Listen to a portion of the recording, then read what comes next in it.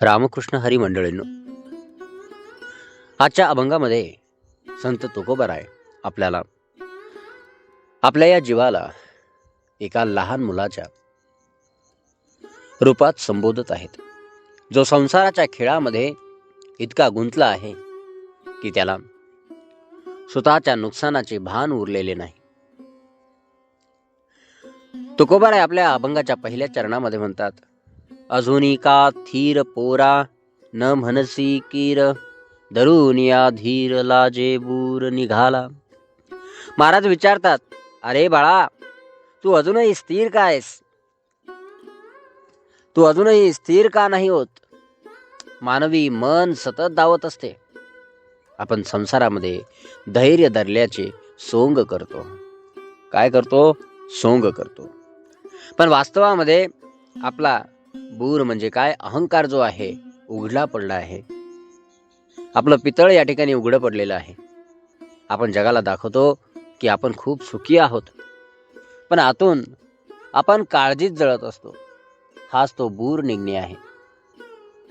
जोपर्यंत मन विठ्ठलाच्या चरणी स्थिर होत नाही, तोपर्यंत ही धावपळ या ठिकाणी थांबणार नाही. हा जो जन्म मरणाचा जो फेरा आहे, जन्म मरणाचा जो प्रवास आहे, तो या ठिकाणी चालूच राहणार आहे. आणि जर स्थिर व्हायचं असेल तर तुकोबाराय पुढे सांगतात, स्वातंत्र्याचा त्याग. या ठिकाणी मोकळा होता शिकारे पडिलासी डाई, वरिलांचा भार आता उतरेसा नाही. खेळात जो बाद होतो किंवा ज्याच्यावर राज्य येते त्याला डाई मध्ये पडणे म्हणतात. तुकोबाराय म्हणतात, अरे जीवा, तू मुळात मुक्त होतास. कसा होता?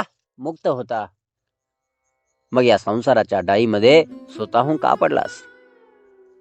एकदा का संसाराच्या खेळामध्ये आपण राज्य स्वीकारले, म्हणजेच मी करता आहे असे मानले, की मग पत्नी, मुले, धन आणि कर्माचा भार आपल्या पाठीवर बसतो. आता हा भार उतरवणे सोपे राहिलेले नाही. वडिलांचा भार आता उतरेसा नाही. ज्याप्रमाणे हुतुतू मध्ये एखादा खेळाडू प्रतिस्पर्ध्याच्या गरड्यात सापडतो आणि त्याला हालचाल करणे कठीण होते, तसाच जीव मायेच्या जाळ्यात अडकला की असंच होतं. तुकोबाराय आपल्या अभंगाच्या द्वितीय चरणामध्ये म्हणतात, मेळूनी मेळा एकाएकी दिली मिठी, कवळीले एक बहु बैसविली पाठी.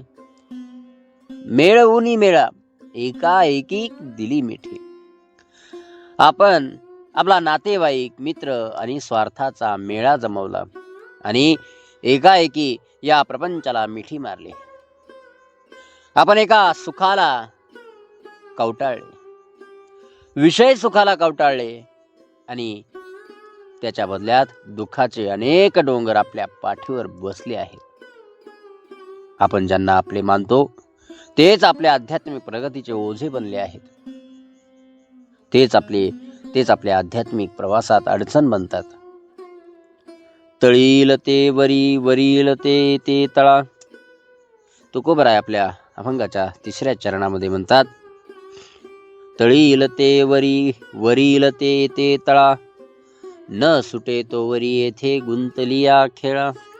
काय सुंदर शब्द आहे तुकोबारायांचे. तळील ते वरी, वरील ते तळा. या खेळामध्ये कोणी कायमचा जिंकत नाही.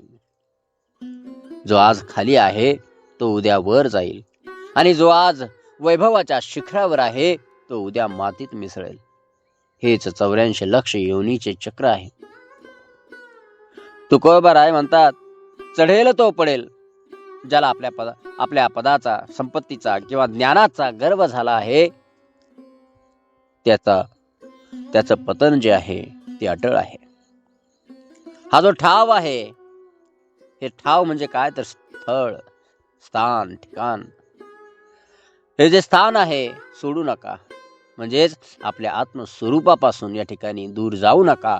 आपल्या आत्मस्वरूपाला या ठिकाणी नाकारून पुढे जाऊ नका.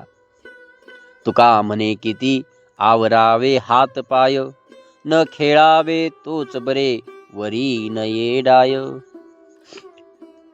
संसाराच्या या खेळामध्ये आपण कितीही हातपाय झाडले, कितीही हातपाय चालवले तरी आपण थकून जाणार आहोत. अहो यावर सर्वोत्तम उपाय काय? तुकोबाराय म्हणतात, न खेळावे तोच बरे. हा खेळ न खेळणेच बरे.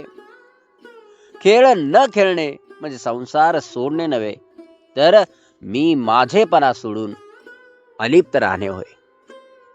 जर आपण या मायेच्या खेळामध्ये रस घेतला नाही तर आपल्यावर कर्माची डाय, ओझ जे आहे, कर्माचं जे ओझ आहे ते या ठिकाणी येणार नाही. ज्याप्रमाणे आपण मागच्या अभंगामध्ये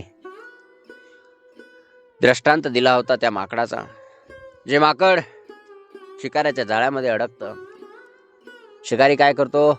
एक अरुंद भांड, अरुंद भरणी जी आहे, ज्याचं तोंड बारीक आहे, अशा भरणीमध्ये फुटाणे ठेवतो.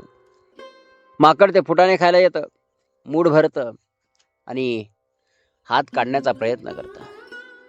पण त्याने जर मूठ सोडली तर तो स्वतंत्र आहे, पण तो मूठ काहीच सोडत नाही आणि त्याचमुळे तो त्या ठिकाणी अडकून पडतो. तर अशा पद्धतीने आपण जी आसक्ती आहे ती सोडून दिली पाहिजे, जो लोभ आहे तो सोडून दिला पाहिजे आणि त्यापासून अलिप्त झालं पाहिजे. त्यामुळेच तुकोबाराय म्हणतात, तुका म्हणे किती आवरावे हात पाय, न खेळावे तोच बरे, वरी न ये डाय.